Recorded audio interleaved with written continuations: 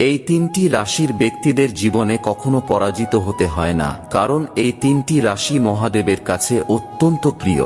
তাই আপনি সত্যিই খুব ভাগ্যবান হবেন যদি এর মধ্যে একটিও রাশি আপনার হয়ে থাকে। জানার আগে হে ভোলেনাথ, তোমার ছেলেমেয়েরা যারা লাইক করে কমেন্টে তোমার নাম লিখছে তাদের তুমি সব বিপদে রক্ষা করো। নাম্বার 1, তুলা রাশি। এই রাশির ব্যক্তিদের প্রতি মহাদেব অত্যন্ত প্রসন্ন হয়ে থাকেন।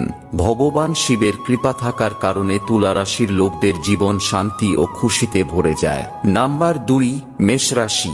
এই রাশির লোকেদের ওপর ভগবান শিবের বিশেষ কৃপা থাকে। জীবনে যে কোনো কর্মে মেষ রাশির লোকদের ভগবান শিব কখনোই নিরাশ হতে দেন না।